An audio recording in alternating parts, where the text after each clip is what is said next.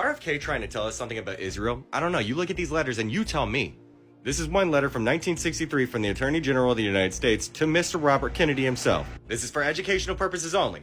There was a decision being made by RFK himself requiring the American Zionist Council, aka Israel, to register as an agent of the Israeli government, saying that I trust that the Justice Department will not be deterred from making an impartial ruling in this matter. Americans of whatever faith believe firmly that America is their country and America alone. But then you look at letters like this that's saying that making that decision will risk offending whose opinion in the US? As you can see, this is another letter from Senator Paul H. Douglas to RFK as well.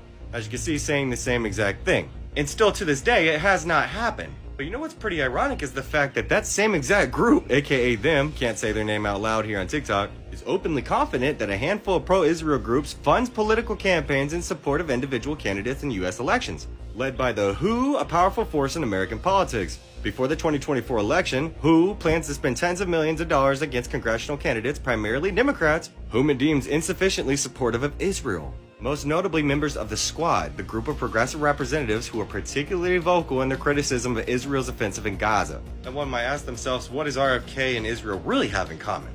Well, ironically, Anthony Blinken. He is currently serving as the 71st United States Secretary of State, and he previously served as Deputy National Security Advisor from 2013 to 2015 and Deputy Secretary of State from 2015 to 2017 under President Barack Obama. Blinken was previously National Security Advisor to then Vice President Joe Biden from 2009 to 2013. How ironic. But wait, during the Clinton administration, Blinken served in the State Department and in senior positions on the National Security Council from 1994 to 2001. He advocated for the 2003 invasion of Iraq while serving as the Democratic Staff Director of the Senate Foreign Relations Committee from 2002 to 2008. He was also a foreign policy advisor for Joe Biden's 2008 presidential campaign before advising the Obama-Biden presidential transition. Now, why is that important, one might say? Well, because Anthony Blinken is the stepson of Mr. Pazar. Pazar worked for the United Nations in New York and Paris. He returned to Washington in 1960 to become a member of John F. Kennedy's Economic and Foreign Policy Task Force, where he was also an advisor to the State Department, the Senate, and House committees.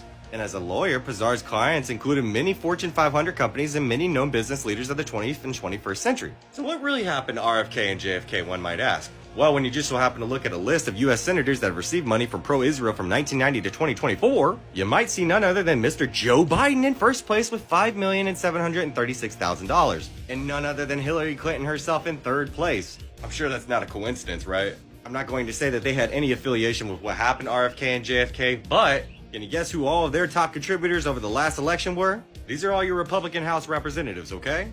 These are all your Democratic House leadership, okay? Can you guess who their top contributors were? This is your Democratic Senate leadership, right? Can you guess who their top contributors were? This is your Republican Senate leadership. Can you guess who their top contributors were?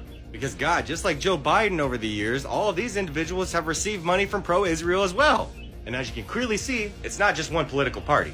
Right there, Mitch McConnell, $1,954,000. John McCain, at one time a Republican candidate. Ted Cruz, Charles Schumer, even Marco Rubio. The list goes on.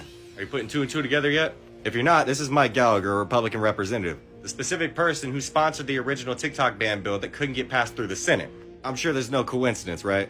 The Kennedy family wanted everybody to know, but nobody would listen. Do you know why nobody would listen? Well, let's just say they're not here anymore because of those incidents. I'm just saying, think about what decision you make in this upcoming election, because it can quite literally turn the tables on who's really in control.